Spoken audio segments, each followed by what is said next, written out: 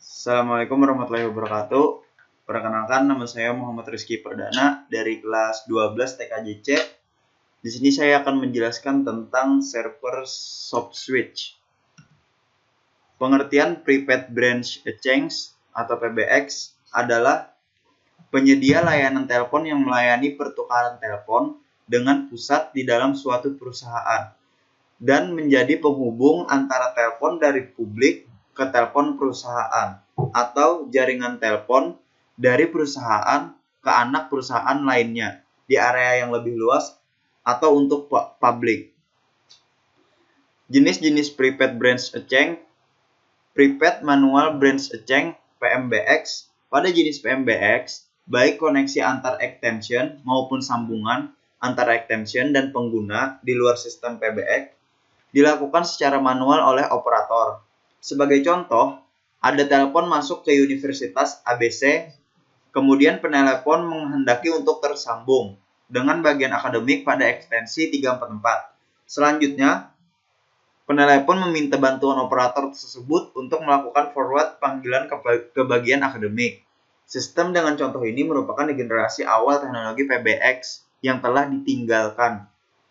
Prepaid Automatic Branch Exchange (PABX). Kelemahan dalam PMBX yang kurang responsif dan efektif ketika menangani panggilan pada sesi komunikasi telepon dalam jumlah besar menyebabkan seringkali terjadi delay dan kualitas suara yang kurang bagus. Setelah itu berkembang adanya PABX yang telah mengadopsi teknologi elektronik dengan sistem terprogram yang mampu bekerja secara otomatis untuk menangani sesi panggilan dalam jumlah banyak tanpa memerlukan campur tangan operator. Electronics Prepaid Automatic Branch Exchange (PBX). Perkembangan teknik persinyalan sesi komunikasi panggilan dengan PABX dibedakan dengan memisahkan sistem sinyal dan data melalui mekanisme sinyal and control switching elektronik. Melalui sistem persinyalan yang dikirimkan oleh perangkat telepon menuju sistem EPABX akan diidentifikasikan sebagai dasar EPABX, menentukan jalur yang tepat untuk sampai pada perangkat tujuan. Setelah jalur komunikasi melalui relay otomatis ditetapkan, baru data suara akan dilewatkan melalui jalur tersebut. Selanjutnya ada Key Telephone System. KTS merupakan teknologi yang dapat dikatakan sebagai versi minimalis dari sistem PBX. Hal ini dikarenakan KTX hanya menyediakan mekanisme switching jalur dari jaringan PBX menuju sentral telepon otomatis atau pusat penyedia jalur telekomunikasi. Cara kerjanya cukup sederhana. Setiap permintaan panggilan dari perangkat telepon yang menggunakan layanan PBX dengan tujuan perangkat telepon di luar jaringan akan dilewatkan oleh PBX menuju KTS. Jenis PABX dan paparan informasi. 1. Ada PABX digital. PABX digital adalah jenis PABX dengan keluaran dalam bentuk data digital. Jenis ini memerlukan perangkat keras konverter untuk mengubah data digital menjadi data analog atau suara melalui pesawat telepon khusus atau digital. PABX analog, ciri utama jenis ini adalah hasil keluaran data yang dihasilkan berupa data analog atau suara sehingga tidak memerlukan perangkat khusus. Sistem ini pernah populer di era tahun 1990-an sampai tahun 2000-an.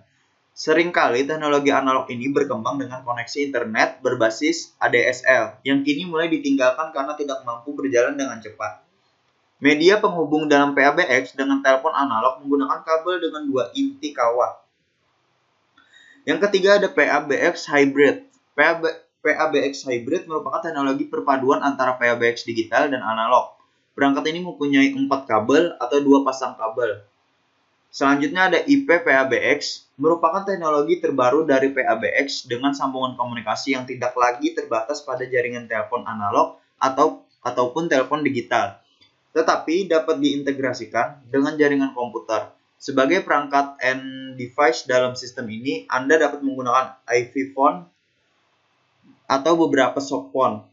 Ciri utama sistem ini adalah menggunakan kabel UTP berkonektor RJ45 sebagai media sambungannya. Selanjutnya, sistem PABX berdasarkan sisi link atau penghubung. Pertama ada hunting group. Hunting group adalah sekelompok nomor ekstensi yang diatur untuk memproses panggilan tertentu. Panggilan yang masuk akan diputar dalam hunting group sampai mendapat jawaban. Contohnya, terdapat suatu hunting group dengan 5 nomor ekstensi, yaitu nomor 1001, 1005, panggilan masuk akan diterima oleh ekstensi 1001. Jika tidak dijawab akan diteruskan ke 1002. Panggilan akan diteruskan hingga 1005 jika masih tidak ada jawaban. Jika setelah menghubungi semua ekstensi dalam grup masih tidak ada jawaban, sistem akan mengirimkan sinyal sibuk ke pemanggil. Pengaturan algoritma panggilan pada hunting group dapat disesuaikan dengan kebutuhan pengguna. Selanjutnya ada BRA, Basic Rate Access. BRA atau bisa disebut dengan istilah Basic Rate Interface merupakan salah satu tipe konfigurasi pada layanan Integrated Service Digital Network yang dapat digunakan dalam subscriber line untuk menangani layanan komunikasi data suara dalam sistem telepon analog. Karakteristik dari BRA adalah tersedianya dua jenis saluran, yaitu dua buah channel B yang masing-masing beroperasi pada kecepatan 64 kbps dan sebuah saluran kontrol delta atau channel D yang dapat beroperasi pada kecepatan 16 kbps. Fungsi channel B untuk menangani sambungan data suara atau pengguna, sedangkan channel D digunakan untuk kombinasi data atau kontrol atau persinyalan serta pengoperasian paket data jaringan berbasis X25. Dalam penggunaannya, dua buah channel B dapat digabungkan menjadi satu kanal dengan total data rate sebesar 128 kbps. Hal ini seringkali diimplementasikan dalam sistem ISDN PABX berskala kecil, contohnya tingkat perumahan. Selanjutnya ada DID, Direct Inward Dialing. DID adalah layanan yang diberikan provider telepon yang memungkinkan alokasi sejumlah nomor telepon yang terkait dengan satu atau lebih saluran telepon. Dengan Direct Inward Dialing, perusahaan dapat menetapkan nomor telepon privat untuk setiap karyawan tanpa memerlukan saluran telepon fisik yang terhubung ke PBX untuk setiap koneksi.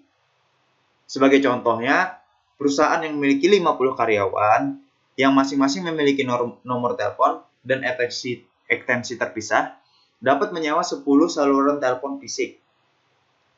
Sistem ini memungkinkan terjadinya 10 panggilan telepon secara bersamaan. Jika saluran penuh, karyawan lain harus menunggu hingga saluran tersedia. Selanjutnya ada VRA, merupakan tipikal layanan dalam PBX yang memungkinkan terjalinnya koneksi telekomunikasi digital end-to-end yang dapat menangani 23 jenis sambungan voice, data, dan video secara bersamaan. Teknologi PRA menjadi standar antarmuka telekomunikasi dalam ISDN dengan struktur sebagai berikut. 23 channel B dan 1 channel D atau disingkat dengan 23B plus D. Kedua, 30 channel B dan 1 channel D atau disingkat dengan 30B plus D. Channel B mampu bekerja pada kecepatan 64 kbps dalam mentransmisikan data dan voice. Sedangkan channel D yang bertugas mengatur persinyalan dan paket data juga mampu beroperasi pada bit rate 64 kbps. Firmware Rate Interface adalah standar antarmuka telekomunikasi yang digunakan pada layanan ISDN untuk membawa beberapa suara DSO dan transmisi data antara jaringan dan pengguna. Selanjutnya ada sistem hunting. Hunting dapat diartikan sebagai grup kanal pengguna yang dilengkapi dengan sebuah nomor panggilan. Jika nomor tersebut dipanggil, pemanggil akan terkoneksi dengan salah satu sambungan bebas. Koneksi yang terjadi antara sistem hunting dan public exchange atau dikenal dengan central public mempunyai kanal yang disebut dengan subscriber line. Metode hunting mempunyai nomor panggilan yang dikenal dengan istilah DNG atau Dial Number Group. Selain DNG, sistem hunting juga mempunyai nomor kanal atau saluran yang disebut dengan DNP atau Dial Number Part. Perbedaan sistem hunting dengan PBX. PBX adalah sistem telepon yang lengkap yang menyediakan panggilan telepon melalui jaringan data IP. Sedangkan hunting telepon adalah metode yang mendistribusikan panggilan telepon dari nomor telepon tunggal ke beberapa kelompok saluran telepon. Jenis-jenis hunting, pertama ada circular hunting. Proses hunting dimulai dengan mencari member berdasarkan digit nomor yang ditekan atau didial. Sebagai contoh, dalam sistem hunting ini terdapat 7 member. Kemudian dalam satu waktu, ada proses dialing member keempat. Sistem akan memulai pencarian mulai dari member keempat hingga urutan member terakhir. Jika tidak ditemukan, dilanjutkan ke member ke-1 sampai ke-3. Jika tetap tidak ditemukan, akan berlanjut ke member yang berada di grup berikutnya. Yang kedua ada regular hunting. Regular hunting akan mencari member yang dituju berdasarkan nomor dialing yang ditekan atau didial. Proses hunting berlanjut berdasarkan member yang sedang dalam kondisi idle atau tidak berada dalam koneksi panggilan. Jika tidak ditemukan, hunting dilanjutkan ke member pada grup selanjutnya. Selanjutnya ada 2 WF dan 2 WB. Merupakan jenis hunting linear yang sering diimplementasikan untuk sambungan panggilan dua arah. Tujuannya mencegah terjadinya penggunaan kanal secara bersamaan. Selanjutnya ada GUCD dan UCD. Persamaan kedua jenis hunting ini adalah proses pencarian dilakukan secara merata terhadap semua member sehingga sangat cocok untuk panggilan terminating. Perbedaan antara GUCD dan UCD terletak pada hal berikut. 1. UCD adalah mekanisme hunting yang dilakukan secara acak dalam grup member. Jika tidak ditemukan, dilanjutkan secara normal seperti mekanisme sirkular. Dan 2, GUCD merupakan kebalikan dari UCD. Pada GUCD, awal hunting terhadap member telah ditentukan terlebih dahulu, menghindari proses acak. Selanjutnya ada ANC hunting. Tipe ANC hunting memiliki konsep kerja mirip dengan GUCD. Perbedaannya adalah pada ANC, proses terminating yang ditujukan pada announcement. Selanjutnya, arsitektur PBX. 1. Signaling card. Signaling card berperan sebagai perangkat yang menangani proses pengiriman dan penerimaan sinyal pada extension atau decoding files serta proses signaling PRX dengan Central Public atau MPC atau DTMF atau decoding files. Kedua ada LAN card. LAN card adalah titik koneksi yang menjadi penghubung antara kanal extension dan Central PBX. Bagian ini berperan sebagai board atau battery overloaded, ringing, signaling, coding, serta hybrid and testing. Ketiga, ada trunk cards. Trunk cards merupakan terminasi atau antarmuka penghubung antara jalur trunk menuju PSTN, dan pengaturan PBX. Tugas utama bagian ini adalah mengontrol trafik saluran trunk, mengonversi channel signal dengan internal signal pada PBX, dan sebagai antarmuka penghubung signaling dengan Central Public atau PSTN. Keempat ada switch card. Switch card berperan sebagai switch antar komponen line card atau port extension jika terjadi panggilan secara internal dan menjembatani komunikasi antara line card dan port trunk cards ketika terjadi panggilan dari luar. Kelima ada processor card. Processor card bertugas sebagai pusat pengontrol yang mengatur dan mengendalikan setiap kegiatan seperti maintenance, operation, call processing, billing, dan safeguarding. Keenam ada interactive voice response atau operator switchboard. IVR bertugas menyediakan layanan koneksi pada setiap panggilan masuk atau incoming call yang dapat dikendalikan oleh mesin, baik secara otomatis maupun menggunakan bantuan tenaga manusia. Selanjutnya ada teknologi Session Initiation Protocol, SIP. Session Initiation Protocol adalah salah satu jenis protokol yang digunakan dalam jaringan berbasis VoIP. Fungsi utama dari SIP adalah menentukan standar dalam proses signaling dan pengontrolan sesi komunikasi dalam paket komunikasi telepon. Lebih tepatnya, dapat dideskripsikan sebagai protokol dalam proses pengiriman sinyal dan mekanisme pengontrolan yang bekerja pada application layer agar digunakan untuk membentuk, mengubah, dan mengakhiri sebuah sesi komunikasi berbasis multimedia antar pengguna. Pengertian sesi komunikasi berbasis multimedia adalah proses transfer data yang terjadi antar user, baik itu data audio, video, maupun teks. Tidak seperti TCP yang langsung bersentuhan langsung dengan data dan pengguna. SIP hanya bersifat sebagai layanan yang menjadi dasar beroperasinya protokol lain dalam hal komunikasi. Pada beberapa kasus tertentu, protokol SIP dapat secara langsung menangani proses komunikasi sederhana, seperti telepon calling, audio and video conference, serta instant message. Selain itu, dukungan terhadap sistem signaling pada mode peer-to-peer yang memungkinkan perangkat endpoint untuk membangun dan memutuskan sebuah sesi komunikasi. Selanjutnya ada tahap konfigurasi jaringan berbasis SIP. 1. Pada saat Anda akan membangun dan mengonfigurasi jaringan berbasis protokol SIP, Anda harus memahami 5 tahapan yang harus diselesaikan, yaitu sebagai berikut. A. User location. User location merupakan fase yang wajib Anda tentukan terlebih dahulu dengan cara mengobservasi lokasi pengguna yang akan dihubungkan dengan saling berkomunikasi. B. User availability. User availability adalah fase analisis keterlibatan dan partisipasi berbagai elemen pengguna ketika melakukan komunikasi. C. User capability. User capability berarti mendesain jenis media dan aspek-aspek penentu terhadap protokol dan media yang akan digunakan dalam berkomunikasi. D. Session setup. Session setup digunakan sebagai tanda yang mewakili dimulainya sebuah proses komunikasi antara pemanggil dan penerima. E. Session management. Setelah keempat tahapan tersebut terpenuhi, dilanjutkan fase transfer, modifikasi, dan pengakhiran sesi komunikasi.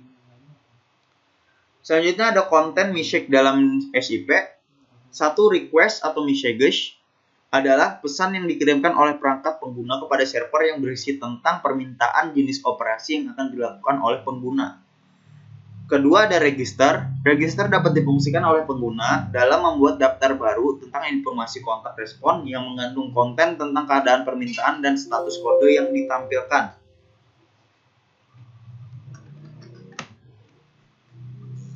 Ketiga ada X. X merupakan informasi yang menunjukkan bahwa klien telah menerima respon yang terakhir setelah adanya request invite. Tipe ini hanya dapat disertakan dalam request message. Keempat ada by. Pemberitahuan yang dikirimkan oleh klien pada server bahwa sesi percakapan akan diakhiri. Kelima ada cancel. Cancel digunakan untuk membatalkan request message ketika belum memperoleh balasan dari server. Keenam ada invite. Ini digunakan untuk memberitahukan ada user baru atau layanan lain yang di-load dalam komunikasi. Ketujuh ada option. Option digunakan untuk menampilkan kapas server. Selanjutnya, 8 ada update. Merupakan informasi bahwa server melakukan tindakan modifikasi keadaan sesi tanpa mengubah kondisi dialog. 9 ada refer. Refer berarti meminta klien untuk mengirimkan request untuk melakukan transfer panggilan. 10 ada prex. Prex dikirimkan sebagai tanggapan terhadap respon request untuk melakukan untuk permintaan yang dikirim klien. Ke-11 ada subscribe, yaitu menjadwalkan pemberitahuan notifikasi kepada klien secara berkala tentang adanya informasi baru. Selanjutnya ada notify. Notify berarti memberikan informasi baru kepada pengguna. Selanjutnya ada publish, yaitu mempublikasikan event layanan ke server. Selanjutnya ada message. Message adalah membagikan pesan melalui aplikasi instant message. Selanjutnya ada info, berarti mengirimkan informasi mid session tanpa mengubah session state. Selanjutnya ada response. Response merupakan pesan sebagai umpan balik dari server terhadap request yang dikirimkan oleh klien. Pesan tersebut berisi tentang jenis operasi yang diinginkan oleh pengguna. Ada beberapa jenis kode respon dari server yang dapat Anda pahami. Pertama ada 1XX, disebut dengan profesional atau sementara, yang memberikan informasi bahwa request telah diterima dengan baik dan sedang dalam pengerjaan. Kedua ada 2XX, disebut dengan sukses, yang memberikan informasi bahwa request telah berhasil diterima dengan baik. Ketiga ada 3XX, disebut redirection, yang mendeskripsikan bahwa request yang diterima memerlukan keterlibatan proses tindakan lebih lanjut. Selanjutnya ada 4XX, disebut client error, yang menunjukkan kesalahan pada request pada baris sintaksnya sehingga server tidak dapat mengenali dan berakibat kegagalan dalam sistem pemrosesannya. Kelima ada 5XX, disebut dengan server error, yang menunjukkan kode kegagalan saat server tidak berhasil mengakomodasi request yang dikirimkan klien. Keenam ada 6XX, disebut dengan global failure code, yang memberikan informasi bahwa request yang dikirimkan klien tidak dapat dikerjakan oleh server. Selanjutnya ada elemen pendukung SIP dalam komunikasi voice. Pertama ada user agent, terdiri atas user agent client dan user agent server. UAC berperan mengirimkan permintaan SIP dan akan diterima oleh UAS. Kemudian permintaan tersebut dikembalikan dalam bentuk respon layanan SIP. Karakteristik telepon berbasis SIP adalah model komunikasi client server yang juga menyediakan fitur telepon seperti calling, answer, dial, reject, call hot, dan call transfer. Kedua ada SIP proxy server. Elemen ini juga terdiri atas UAS dan UAC yang bekerja sebagai komponen perantara antar komponen dalam jaringan. Server proxy memainkan peranannya dalam menentukan alokasi routing dan menjamin bahwa pengiriman request dari klien ke server akan lebih cepat dan dekat rutenya. Selain itu, server proxy juga berhak mengatur kebijakan bahwa pengguna dapat melakukan dialing dan percakapan atau tidak. Ketiga ada redirect server. Redirect server merupakan server pengalih yang menghasilkan kode respon 3x pada setiap permintaan yang diterimanya. Selanjutnya, request tersebut diarahkan pada klien yang dituju dengan cara menghubungi alamat URI. Keempat ada register. Register merupakan endpoint dalam sistem SIP yang bertugas menyediakan layanan lokasi dengan cara menerima setiap permintaan register dari klien, mencatat dan menyimpan alamat dan parameter di setiap user agent. Kelima ada pembentukan sesi komunikasi dapat dilakukan melalui user agent secara back-to-back. Session border controller berfungsi menjembatani komunikasi antara user agent dan server SIP pada setiap pelayanan yang dijalankan, termasuk network topologi hiding dan net firewall. Keenam ada gateway dapat digunakan untuk mengoneksikan jaringan SIP ke jaringan lainnya seperti jaringan PSTN atau jaringan packet switches. Sekian penjelasan dari saya. Semoga bisa dipahami dan dimengerti oleh teman-teman semua. Terima kasih.